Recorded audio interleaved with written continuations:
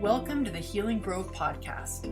I'm Dr. Kristin, an integrative holistic family physician, author of Life After Lyme, and host in this virtual space of learning, healing, and growing. I believe humans are like trees, and our physical limb is only one of many. Health on all limbs of the tree, emotional, conceptual, social, spiritual, is absolutely required for the whole tree that is you to be vibrantly well. I created the Healing Grove podcast as a place to showcase some of the world's best integrative and holistic medicine, to expose you to transformative tools and mindset shifts for all limbs of your tree. I hope you enjoy our conversation in the Healing Grove today as much as I enjoyed having it. Welcome, everyone, to the Healing Grove podcast. I'm super excited today to introduce you to Dr. Sabine Hazan.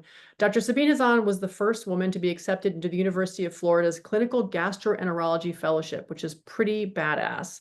She's a pioneer in the medical field. She's published articles all over the place in numerous prestigious medical journals. She's the series editor on the Microbiome for Practical Gastroenterology, a peer-reviewed journal that reaches 18,000 gastroenterologists. That's fancy doctor speak for gut doctor. She's also the author of Let's Talk Shit, Disease, Digestion, and Fecal Transplants, in which she and her co-author, Dr. Thomas Brody, explore the reasons therapies may not be working for many and why fecal transplants could be part of the solution for people with complex issues. As a specialist in gastroenterology, internal medicine, and hepatology, which is liver diseases, Dr. Hazan brings her expertise to the stage nationally and internationally as a speaker for the World Congress of Digestive Disease, the Microbiome Congress, ILADS, which is the International Lyme and Associated Diseases Society, TACA, which is the Autism Community in Action, and the International Drug Discovery Science and Technology Conference, among others. She was also the speaker at the Forum for Integrative Medicine, which is where I met her last March or February in Austin, Texas. And that's kind of where I was inspired to get her on the podcast, because you had so many amazing things to tell us about the microbiome in general and bifidobacteria specifically. So I can't wait to pick your brain on this episode. Thanks for being here. My pleasure, and thank you for having me. Excited. Yeah, for sure. So let's get started. I always like to ask my guests, what brought you to the place you are today? And you don't have to go back to your early childhood, but what are some of the milestones that led you to be sort of who you are in this field right now? Well, I think you could go back to my early childhood, because at 5 years old, I was asking God, where do we come from? And where do we go after we die? And somehow went into medicine to answer that question, right? That constant search for knowledge. Where do we go? Where are we from? Where do we die, or do we come back, or what's going on there, right?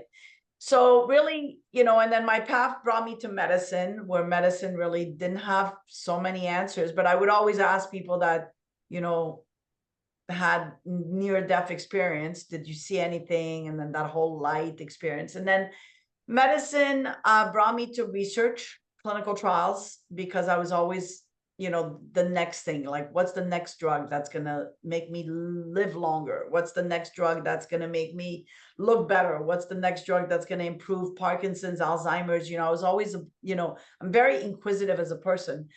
And then when the microbiome became something, right, microbes, I started looking at what are microbes what are they doing, right? What is the simple purpose of microbes, right? Really, it's our immunity, right?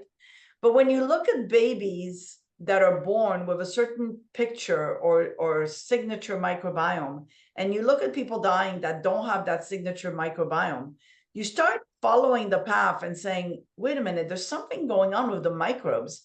And then you also realize so here I am as a gastroenterologist playing, with poop, essentially, to analyze the microbiome, but also doing colonoscopies. And I was brought into this path almost by serendipity, because I was challenged that they didn't take women in medicine.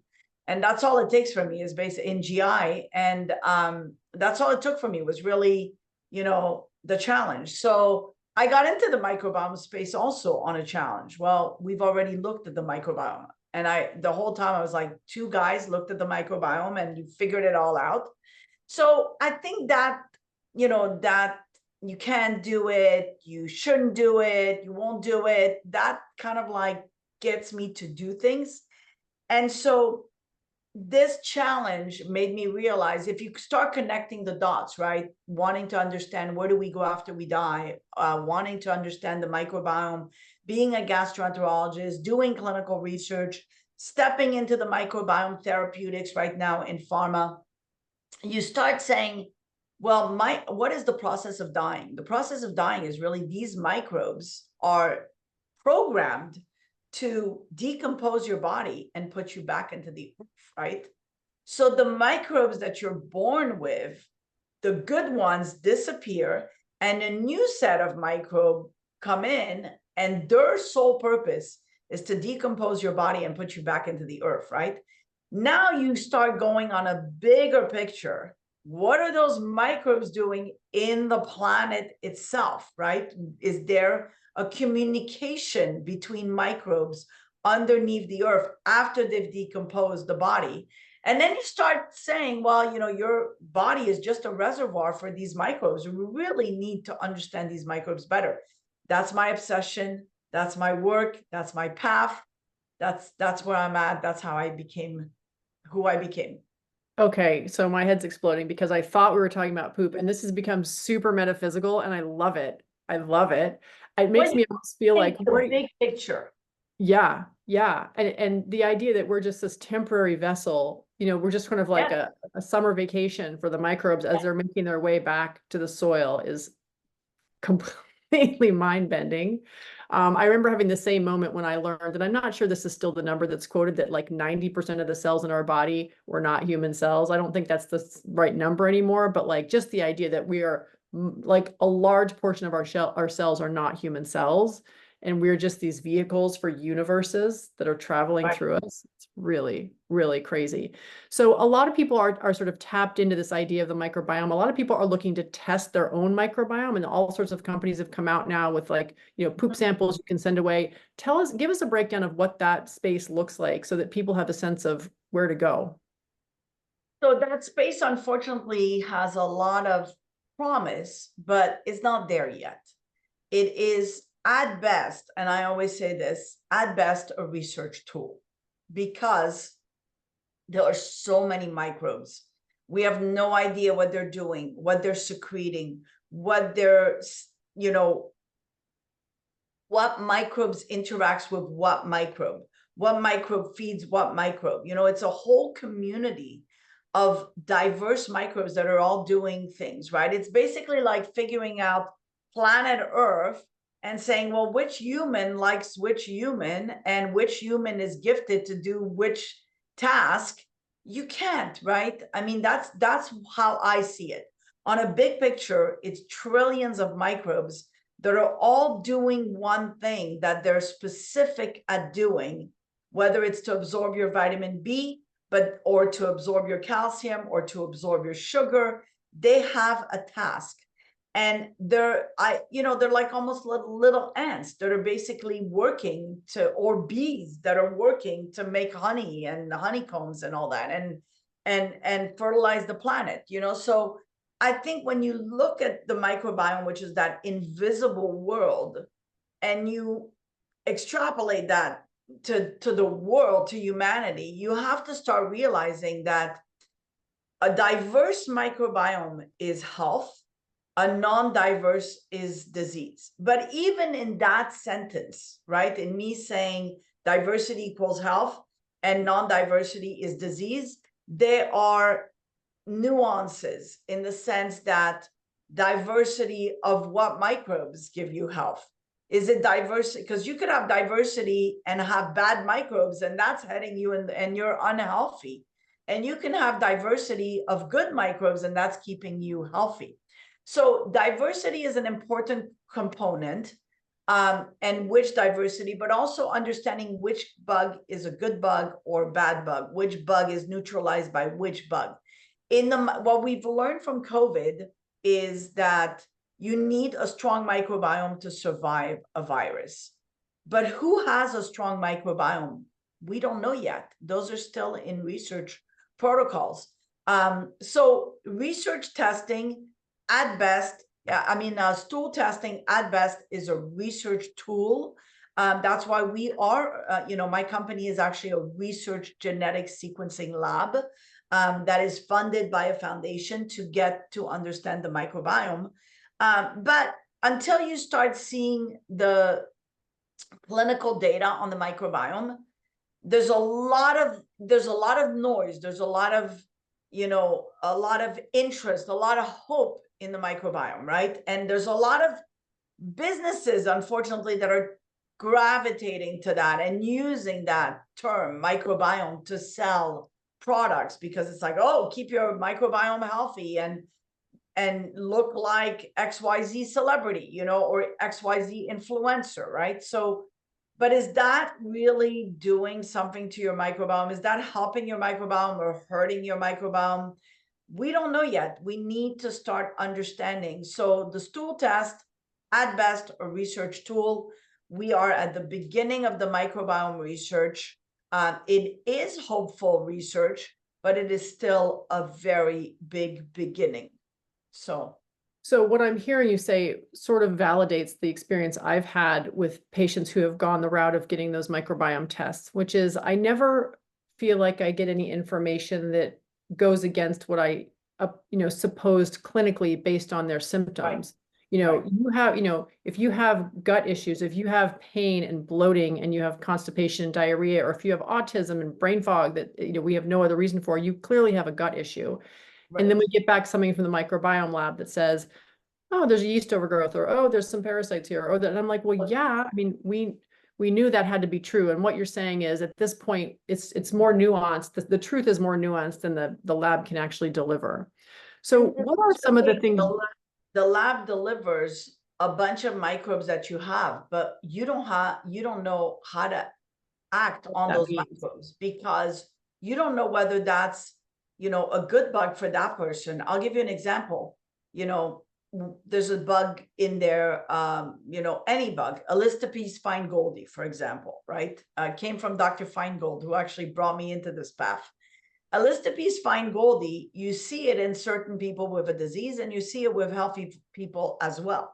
So you have to ask yourself, well, here it is overgrown in this population, and yet it's undergrown in this population. Is it a good bug or is it a bad bug? Is it a good bug in that population and a bad bug in that population? So that's already, that's how you have to start thinking. Now go to the next level. Is the lab that tested your patient's stool valid? What does that mean by valid? Did they validate the results? When they saw this Elistopes feingoldii, did they validate it to match the Elistopes feingoldii that is actual from, from a lab that basically could match, right? So validation needs, one person says yes, and then you repeat the test and you're having the same exact results, right? So do they have validation, or do they just selling you these kits and basically not validating? Next, you have to have reproducibility of the test, right? So is the test reproducible? Reproduced, right? So that's an important aspect of the lab. And unfortunately, and then the other thing that you have to kind of know is, what's the depth that they looked at? What's the methods that they looked at? How did they collect the stools? Because if they collected the stools on their toilet paper, if the patient collected from the toilet paper, well, you don't have the same standard of operating procedures. Therefore, you're not going to be able to compare. And also, what are they comparing you to? Are they comparing you to a person that's born in Japan, that lives in Japan, or a person that's born in Greece and lives in Greece? Different microbiome, different diets. So what is a normal? Is there such a thing as a normal? So those are the questions as a consumer that you have to ask. That is very important. And that's why these stool tests are just not there yet. Okay. It will be, they're trying, but they're just not there. So it's a start, but we're not there yet. So we're not there yet. So what would you say to someone who came to you and said, Dr. Hazan, I'm really interested. I know I've got issues with my microbiome. I've had some testing that shows I don't have a lot of diversity. I'm looking to get a fecal transplant. I would say that test is probably flawed and doesn't mean anything. So I'm not going to trust it. and fecal transplant, if the microbiome testing is not there yet, fecal transplant is not there yet either. Fecal transplant is only available for Clostridium difficile, which is a bacteria that people are dying from diarrhea. And if you try medications the conventional way and it doesn't work after 2 times, then fecal transplant is part of the guidelines of the American College of Gastro. Dr. Neil Stolman and Dr. Colleen Kelly wrote those guidelines. It is part of the guidelines for C. diff only. We are not there yet for Parkinson's, Alzheimer's, even autism. What you saw with my case of autism was an N of 1, and that N of 1 cost $308,000 to get through to the FDA to do the research, to collect the stools, to analyze the stools, to write the protocol, to publish the protocol. That's N of 1. We need to do N of 30. It's been 4 years now that we're working with the FDA. We've spent over $300,000 in regulatory alone. We need the funding for the research to keep getting that N of 30, because once we get that N of 30, then the pediatricians start looking at it. The academic centers still start looking at it. Right now, they're looking at an N of 1, and they're saying, well, there's something there, but could be nothing, right? The good news about my N of 1 is that it actually showed, so this was a familial FMT. We used the family member, the sister to the brother. But there are other papers out there, and Dr. Adams has done some amazing work with Dr. Alex Kurutz from University of Minnesota lab that have done, both of them have done amazing work, and they're trying to understand autism a little bit better. And they're doing the research the right way, and they have a protocol with the FDA that's approved. And they're trying to move towards, possibly a commercial product in the future for autism. But what I'm saying is, until that becomes standard of care, until it becomes, clinical trials, mine, a familial fecal transplant is not a commercial product. It's basically taking your family members' poop and transplanting, but we don't have enough data to say, yes, that's the way to do it. So if somebody comes to me and says, I have no diversity and I want to do fecal transplant, I'm going to say there's a lot of risk. There's some risk to fecal transplant that we don't know, because while we are changing, what disease do you want to change? So for example, the person has irritable bowel syndrome, right? Am I swapping irritable bowel syndrome for bipolar disorder or suicidal ideation? The same thing that fixes suicide can also cause suicide. Dr. Colleen Kelly has an amazing, wrote 2 amazing cases of alopecia areata, which are 2 people that basically lost hair, autoimmune process. And she did fecal transplant because they both had C. diff, and both people, their hair grew back. So one with alopecia areata would say, oh my God, let me do fecal transplant. But again, the same thing that grows hair from alopecia areata can also, if not screened properly, possibly cause alopecia areata. I have 2 patients myself that have gotten alopecia areata from fecal transplant because we're not there yet. We just don't understand the microbiome well enough to kind of say, yes, you should go do fecal transplant right away. There are problems that we may find. And so, yes, if you're dying, you have, I did a case of metastatic mesothelioma cancer patient, a metastatic mesothelioma cancer patient. And I gave her grandson's poop as fecal transplant. It was an adjuvant to Keytruda, which was the chemo. So in other words, we gave Keytruda and then we boosted the microbiome with fecal transplant. And what we noticed was basically this patient started craving more like chicken nuggets, like her grandson. She started eating more, started having appetite increase, improving her hemoglobin, improving her markers. But extended up to, most people live like, up to 16 months maximum from from metastatic mesothelioma. She extended her life. The problem is somebody gave her antibiotics after that, and then that killed everything we gave. And I think also there's a need for future, repeat FMTs, in my opinion. But here's the problem. You can't repeat FMTs if you haven't even gotten approved to do the FMT in the first place. And right now, we still need the FDA to give us approval because they feel that we're playing with microbes. And therefore, if we're playing with microbes, it's a Department of Defense and FDA jurisdiction. And so, which, whatever it is, I'm okay. Listen, I'm fine with the FDA watching me, and I'm fine with the Department of Defense watching me because I want that transparency. I welcome that transparency. I'm all about watch me. Yes, watch me. That's research, right? I mean, but if you're in a controlled setting, you're doing everything the right way. You have a protocol you wrote with the FDA. You convinced, that patient with the metastatic mesothelioma patient, the FDA didn't want me to do fecal transplant on her. And I basically had a meeting with all the doctors, and, I screamed a lot.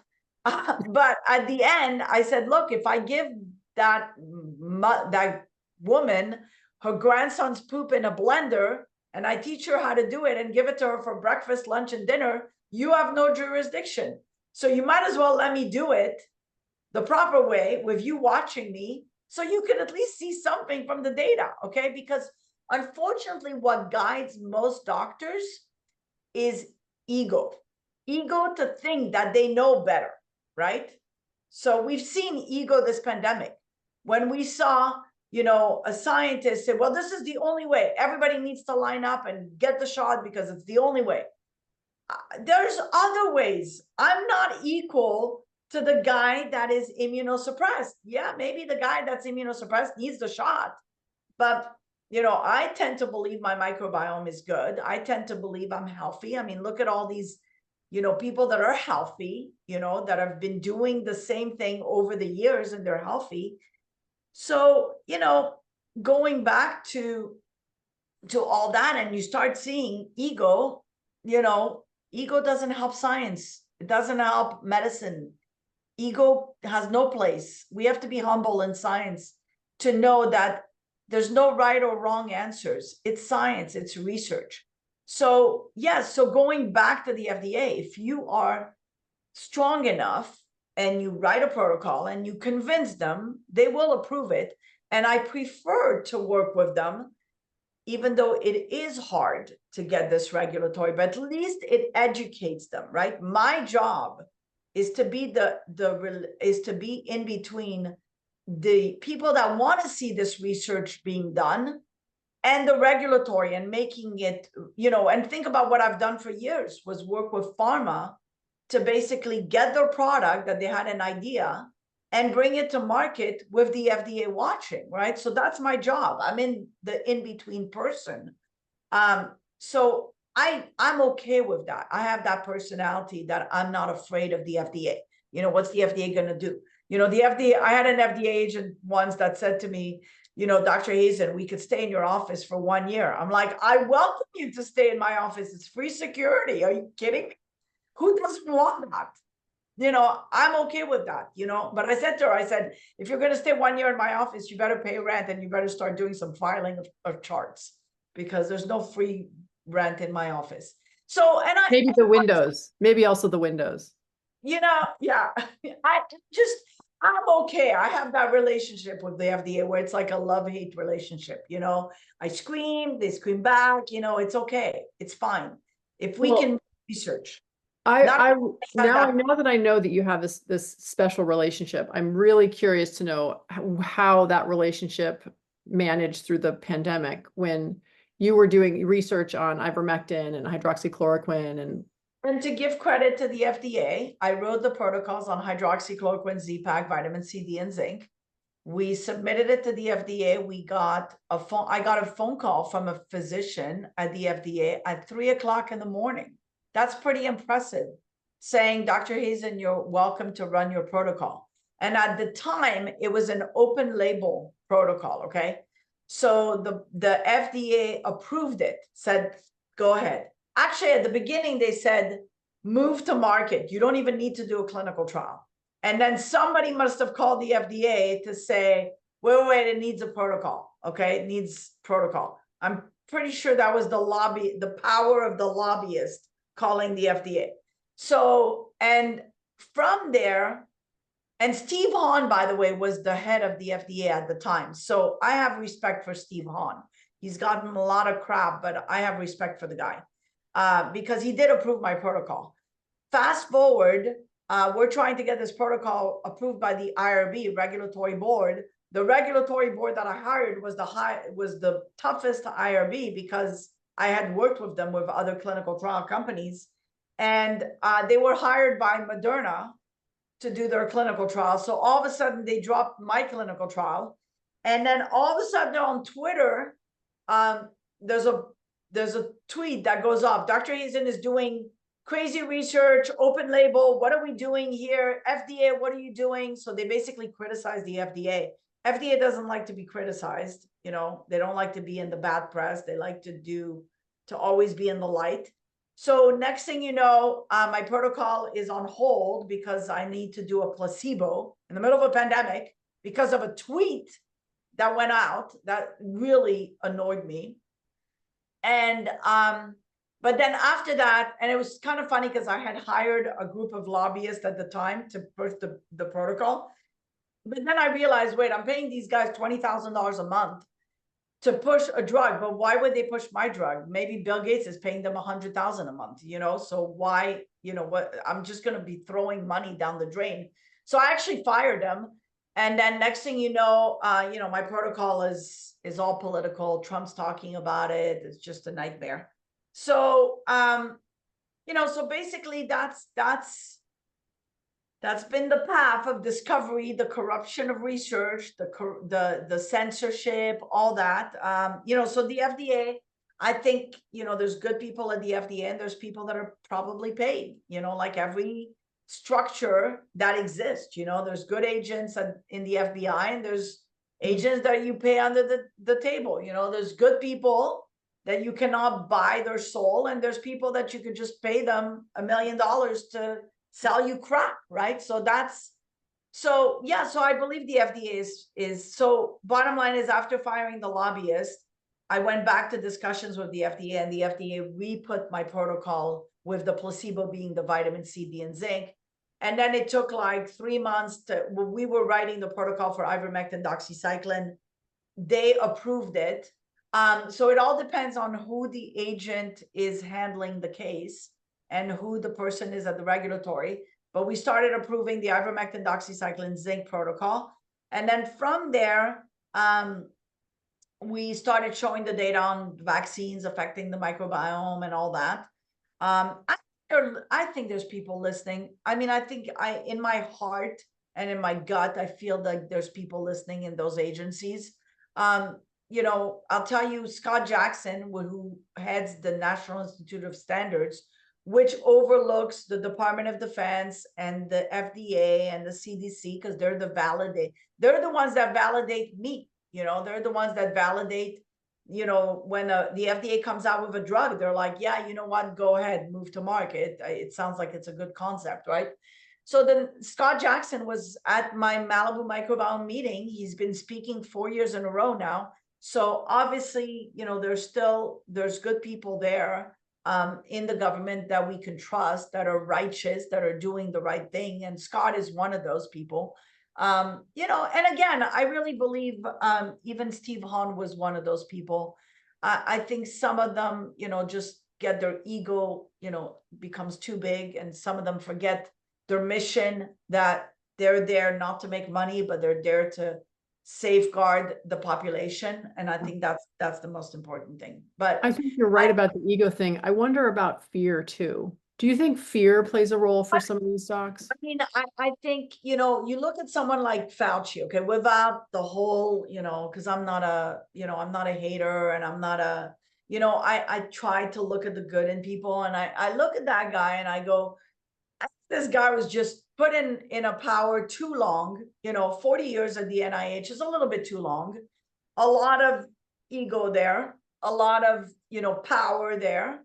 And I think he thought that probably his way was the only way, because that's what he was taught, right? I mean, the foundation of the medical training of Dr. Fauci and my medical training is, years apart. We're like 30 years difference, right?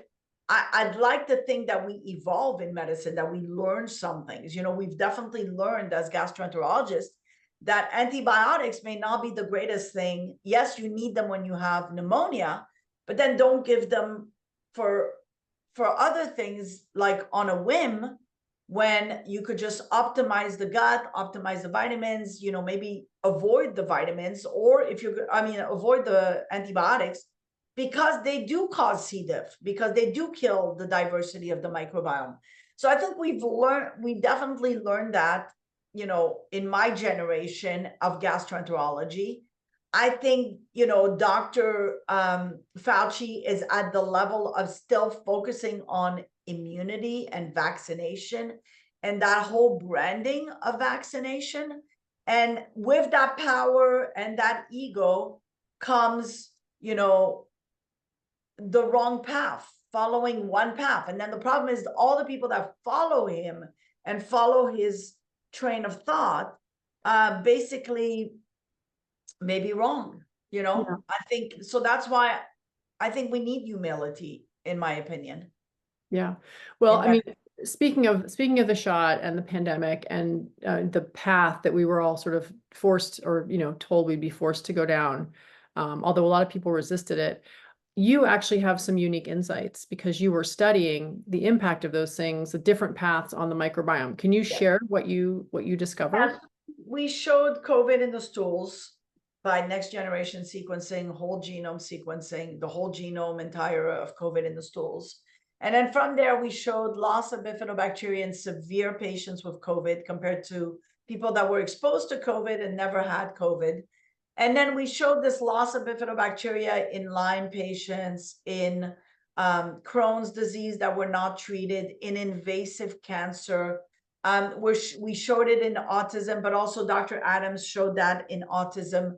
And then we showed this loss of bifidobacteria post-vaccination. When we looked at the vaccine before and after, we showed loss of bifidobacteria in the post-vaccination, to the point that actually when I presented my data to Dr. Adams, who's spearheading the microbiome research on fecal transplant pills for kids with autism, he said to me, he's like, wow, if this is real, this is concerning, right? Because imagine if we start thinking that autism starts with loss of bifidobacteria, then, what is that the way that this vaccine could potentially cause autism in some kids? And here's the thing, we did show that it killed the bifidobacteria and it persisted 90 days in killing the bifidobacteria.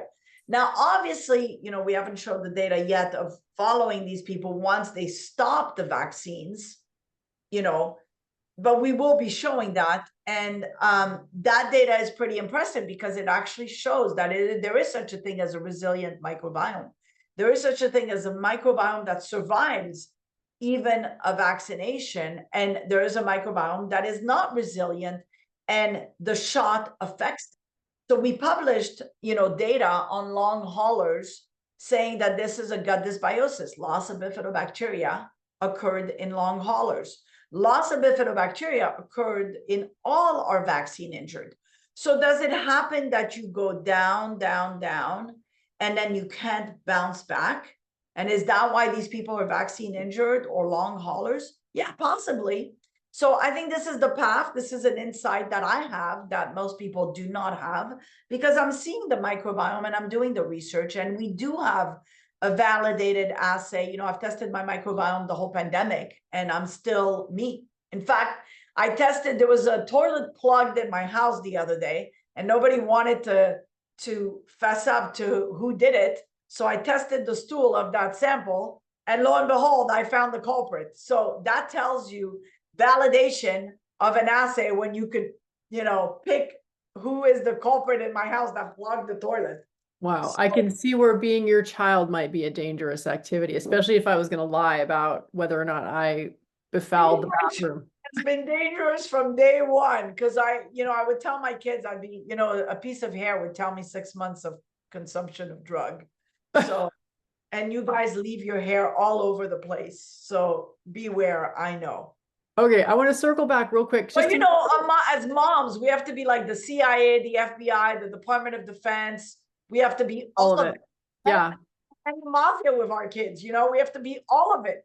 Yeah. So yeah. All the letters, all the alphabet soup. That's what we are. Yeah. It's to protect my kids, right? So I will be everything. I will be the NIH, the FDA to protect my kids, So I did the research for my kids, for myself, for my family, for my parents. I'm still doing the research. I could be wrong, but right now it's looking okay. Okay, so since you brought your kids up, let's talk about what are the top things that you do or try to do as the mom to make sure your kids have the healthiest microbiome / healthiest disease / not disease. Well, it's because my kids don't want to hear microbiome. They hear it enough at home and they're like, Mom, no, I'm not giving you my stools, Mom. I'm not a lab rat, Mom. So, we have to kind of like steal it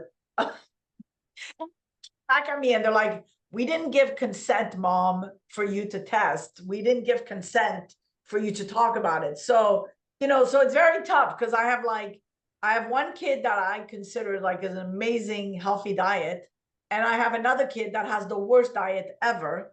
But somehow they have a resilience because they're, they've been fine. You know what I mean? And I do my family portrait. And it's kind of funny because my oldest one and I are so identical in our microbiomes and our personality. And my little one and my husband are so identical in their personalities. They cry at movies. They're very, very, type A personalities, timely. Me and my oldest daughter were like, yeah, well, whatever. Time is just, a concept.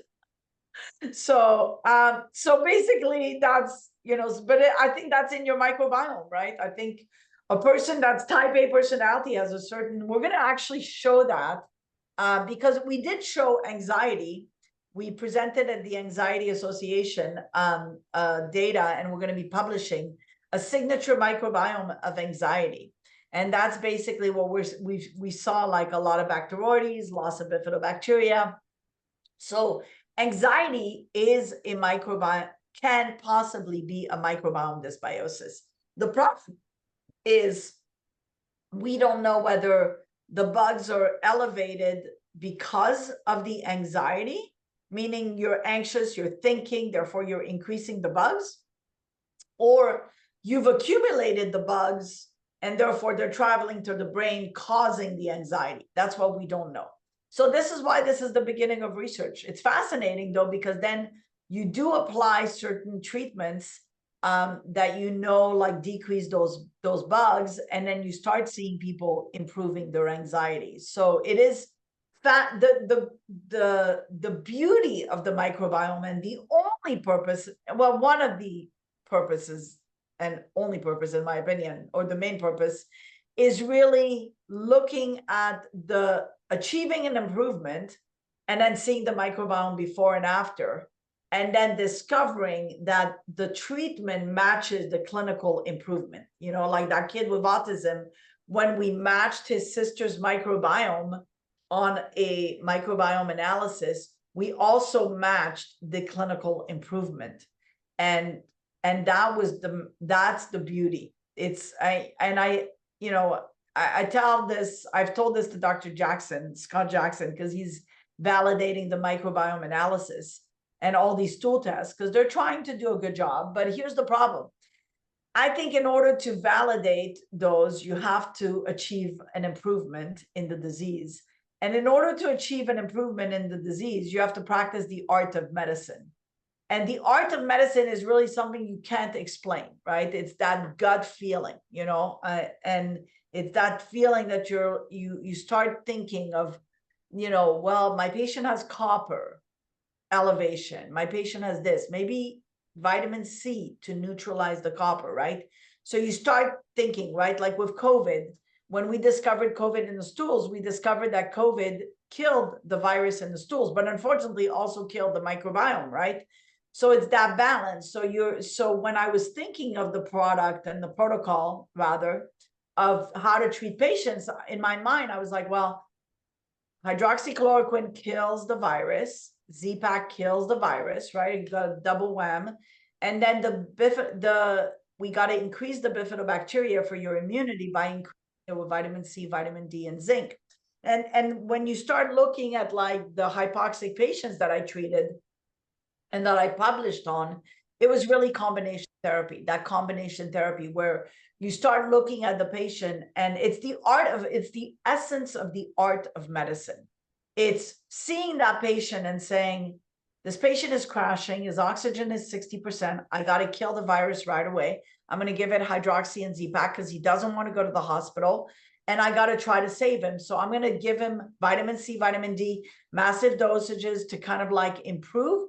And then I'm going to give ivermectin to increase the bifidobacteria. So on one hand, I'm killing the virus. On the other hand, I'm boosting the bifido to reestablish that balance. That was really the art of medicine that, you know, it was a gut feeling at the beginning at best.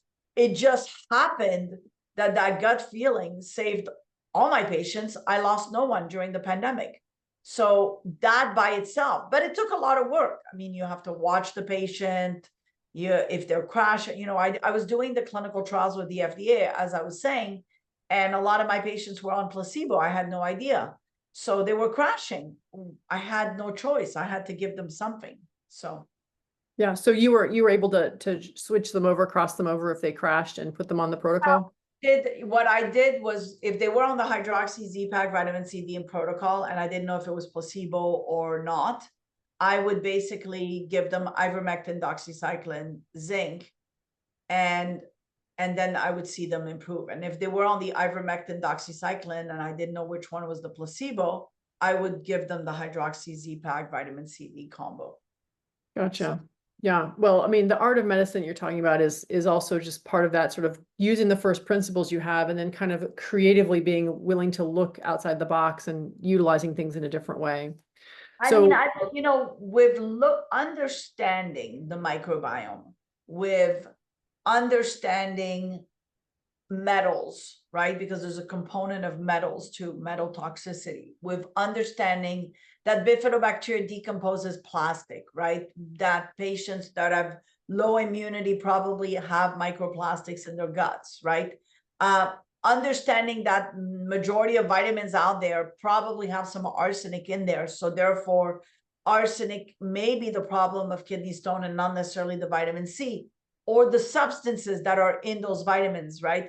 So when you start understanding, you know, and also start thinking, you know, realizing that so much out there is crap, you know, so much that we're putting in our bodies, from like the vegetables that are pure, full of pesticides, you know, the blueberries, the raspberries full of pesticides, the lettuce, you know, then you start thinking, okay, well, here I am trying to boost my bifidobacteria, right? I haven't tested my stools, but I assume that I have zero bifidobacteria because I had COVID 3 times, right? Or I'm a long hauler, then most likely you're zero bifidobacteria. Then here's the problem. Then you start eating the foods. Well, it doesn't matter that you're taking vitamin C, D, and zinc. If you're eating a piece of steak that has that the cow was full of antibiotics, right? So it's very complex in a way. But through this discovery of the microbiome, understanding how metals, what metals are, how do metals even get formed, you know, understanding the global picture, you know, what is honey, what is the bee, what is the cow, what is colostrum, what is, when you understand all that, then it gets you to practice the art of medicine. And through that, I have to say, you see miracles, you see healing, you know. During the pandemic, I wrote the book, Let's Talk Shit, which, you know, you saw behind me. And I wrote it not because, oh, I need to have a #1 seller, because I don't need anything really. I just need air, oxygen, vitamin C, vitamin D. That's it. That's all I need. And happiness and low drama. So I don't need to have a book #1 seller. Don't. But I wrote it to try to educate people on nutrition, on the art of fermentation, on fermenting, you know, lemons, and what would fermentation of lemons do, and what microbes are in that. What is kombucha? What microbes are in kombucha?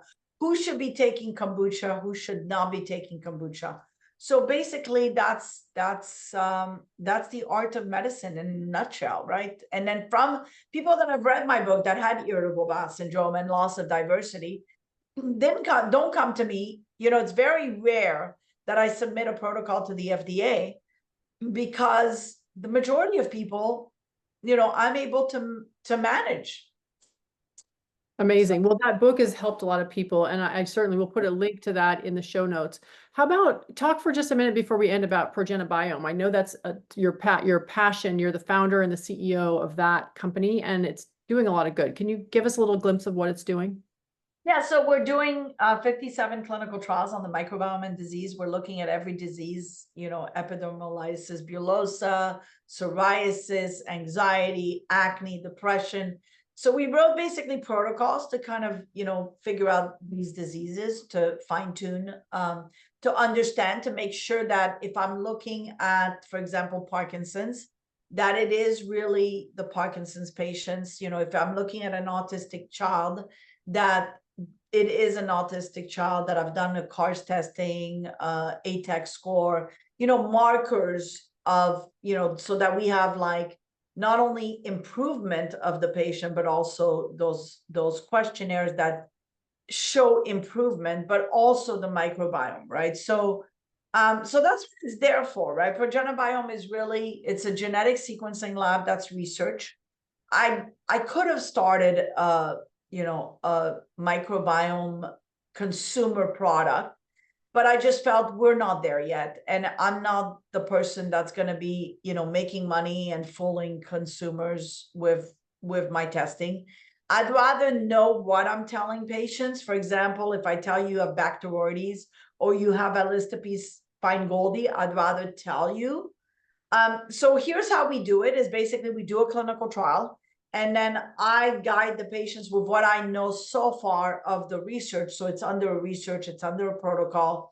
You know, there's no report, there's no consumer product or anything like that, because it's really a research protocol where the patient is part of this long-standing protocol. And, you know, our hope is to basically educate other doctors to use this as a research tool, so that, you know, the physician that is practicing the art of medicine and is seeing improvement in his Lyme patients, and I have a lot of those doctors, are also testing the microbiome and seeing that they're on the right direction and the right path, so that they can feel comfort in treating their patients. So that's basically what Progenabiome is. It's to advance medicine, because I feel that at the rate we're going, listen, right now, clinical trials, the cost to put a product to market is over $1 billion. So if you look at that fecal product that went from phase 1 to phase 2 to phase 3, it was $1 billion. The problem is that's very expensive. And, you know, right now, nobody's really investing in pharmaceutical products, really, because of the fact that these clinical trials are so expensive. So we've got to have other ways to show improvement than these $1 billion clinical trials. And maybe the microbiome tells the story is the way to show improvement. Maybe by saying, look, doctor, you have a protocol, you want to write about it, you're seeing improvement in your anxiety patients, you've done, you know, you've done a test on your patients. Maybe, you know, let's see what that's doing on the microbiome. And if you're improving with the microbiome, then you have a second path, right? Think about what we did when patients were losing blood and anemic in the 1800s. We didn't have hemoglobin to know, you know, and we didn't know about hepatitis C, hepatitis B in blood. We didn't know that if you transfuse a person with one blood to another, you know, that person might get hepatitis C or HIV. We didn't know that, right? It was a progression. It was a natural progression of research, right? So, you know, that's what I want. That's what I think the microbiome needs to be at. It needs to be doctors utilizing it like a CBC, like a hemoglobin, to say, hey, you know what? we're seeing improvement in our patients' hemoglobin. They don't need a blood transfusion. We gave them iron and it improved their hemoglobin. We don't need a blood transfusion. But if you're less than 6, you need a blood transfusion. Eventually, the future might be that, right? Which is what you said at the beginning. How could patients have fecal transplant? We're not there yet. But in the future, it might be, hey, you have a loss of diversity. You have loss of bifidobacteria. You've got loss of this microbe that you needed. You need an implant. And therefore, that's like a blood transfusion. And it may be that it could be stool banks that are not a consumer product, but owned by physicians that are testing the stools. That's what I want to see anyways. I want to see, I think the microbiome needs to be in the hands of physicians that are ethical, that are righteous. I trust the products of Alex Karutz. Dr. Karutz is an amazing gastroenterologist. He's very humble. And, he's the person that told me, he said, look, I don't know if I'm going to see improvement in autism, Sabine, but I'm doing it, but I'm just not sure, right? So, and then when he saw his first kid improve, he was like, whoa, but that doesn't mean that it's going to improve for everybody, right? So I think with that humility, those are the people that I want to support. I support Scott Jackson also from NIST because he has that humility to say, consumer beware, we don't know. All the people that speak at the Malibu Microbiome meeting, I support because they have that humility to say, hey, I saw it in one patient. Doesn't mean I'm going to reproduce it, but it's research, right? If we knew what we were doing, it wouldn't be called research. Albert Einstein said that. So right. I think that's what I want to see. I want to see more humility in research so that we can advance the path and less corporate involvement, less advertising, less censorship. That's what I want to see. Yeah. So hopefully I really applaud you for doing all those things and for being such a wonderful resource. We'll certainly share links to Progenabiome and also your book and your other work. Microbiome Research Foundation. That's perfect. How we support the research. So thank you so much. Perfect. Thank you so much. Is there any last thing you'd like to say to people who are looking for solutions for their own health and trying to try on new ideas? I mean, I think, there's so much out there. Be cautious. The diet, if something is working for you, then keep doing it. Decrease stress, decrease anxiety, turn off the news, turn off the media. There's nothing good out there, especially if it's creating toxicity in your gut and you're getting miserable by listening to some news. Turn off the toxicity. Be happy.